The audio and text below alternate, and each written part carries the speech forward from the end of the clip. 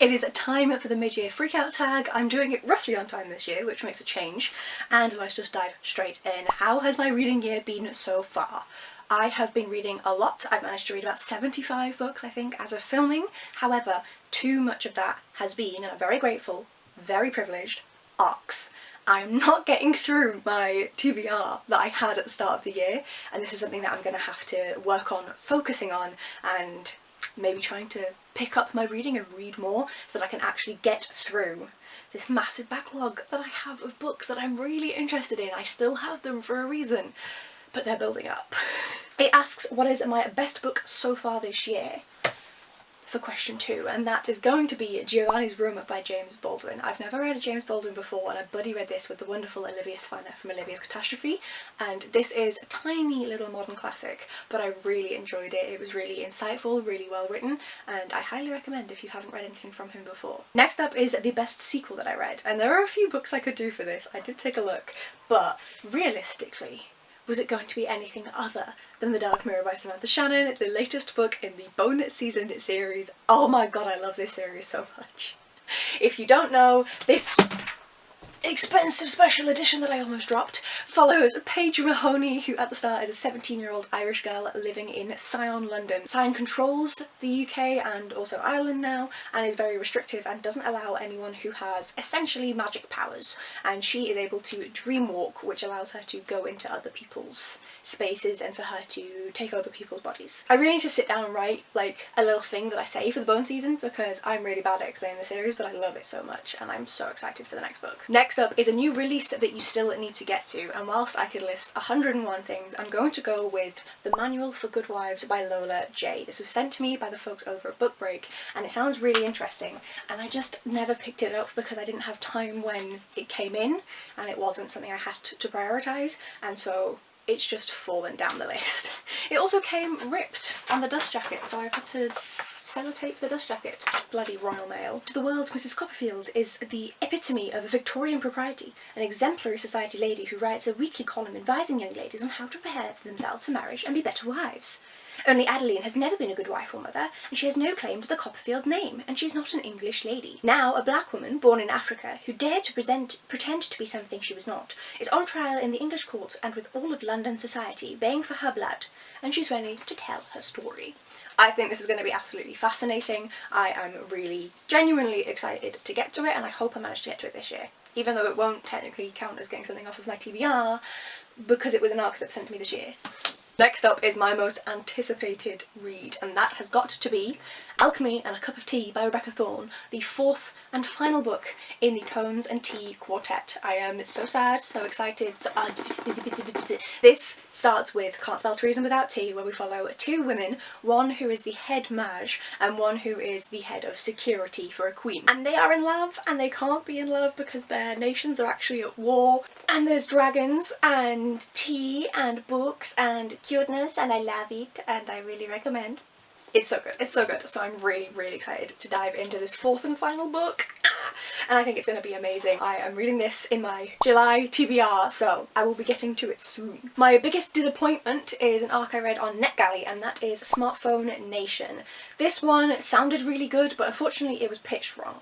It did not mention that this is actually really focusing on children and how you raise children and how you teach them to interact with the internet.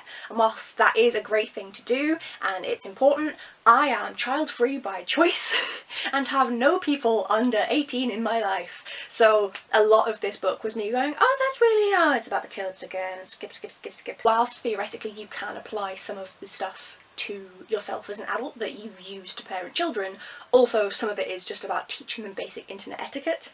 And I grew up on the internet in the noughts, so I went through that myself. So yeah, this unfortunately was a disappointment. My biggest surprise was The Sun Blessed Prince by Lindsay Bird. I loved this first book in a new fantasy series. I kept seeing it pitched as a romantasy. Don't get me wrong, there is a very slow burn romance in here, as in still nothing at the end of this book, but it was pitched as a romantasy, and so whilst I thought I would enjoy the book, that's never something that's going to be like one of my favourites. And instead, with this incredibly slow burn, with the detailed political endeavours that are going on, along with a really interesting magic system of light and dark, I loved this book. I'm so excited for the second book to come out. I don't know when that is, but I need it. Then a new favourite author, and I did like think over this one and be like, who could it be? And I realised it could be no one other than Adrian Tchaikovsky. I have read a lot of his books this year, primarily because Book Break sent them to me, and I'm very, very grateful. And I love his work. I didn't think I would, and I don't know why. I think it's because it's a white man writing sci-fi. And I made assumptions based off of stereotypes, and clearly I was wrong. I love his books. I love the messages that they have. They're all inclusive, thoughtful, integrating themselves into like societal norms and discussing things within that. I really like Adrian Tchaikovsky, and I haven't read his space opera series yet, but it is on the cards. Not that my TBR needs that. Question 9 is my latest book crush. No. Question 10 is my new favourite character, and although I've read her previously in previous years, it has to be Nanny Ogg. Everyone loves Granny Weatherwax, I understand, but Nanny Ogg is just mwah. I recently read her in Thief of Time, and I loved her in there as well. Just Nanny Ogg is like the perfect cosy grandma that's always going to overfeed you and always going to care for you and will kick ass. And she's perfect. A book that made me cry, that isn't something that happens all too often for me, but Eyes of Gaza by Pellinor got very, very close. There were tears. They didn't drop, but they were there. This is a non-fiction. It is an edited version of her diaries living through the genocide that the Palestinian people are going through right now, and this really brings it home, brings it to life. Reading about her day-to-day life, her day-to-day struggles. Of course, she's talking about people other than herself as well that she's seeing when she's going around and doing her journalistic work.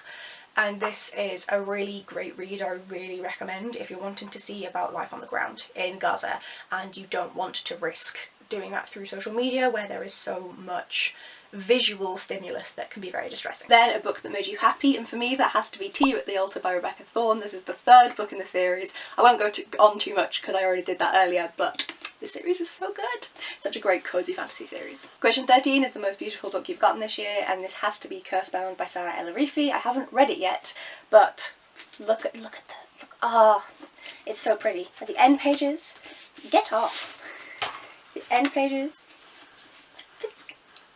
A book you want to read by the end of the year, for me, is Don Quixote. I am reading up until the end of part 1 of this on my own, and then once I've finally finished it, I'm going to be buddy reading the rest of the book that isn't tabbed with the aforementioned Olivia Savannah from Olivia's Catastrophe. I am really looking forward to buddy reading this with her because I have a lot of thoughts so far, and I didn't do English past A-level, and that's 18 years old, and Olivia did, so I'm looking forward to her literary analysis on this one. And then the final question is plans that I have for the rest of the year. Now, every single time I say I want to read more from my TBR, will I actually manage it?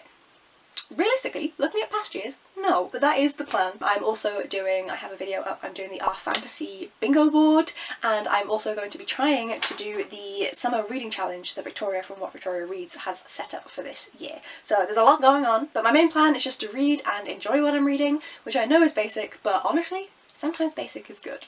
Let me know down below, folks, if you've read any of the books that I've mentioned, and also what your plans are for the second half of 2025. As if it's the second half already. Thank you so much for watching, and I will see you in the next one. Bye!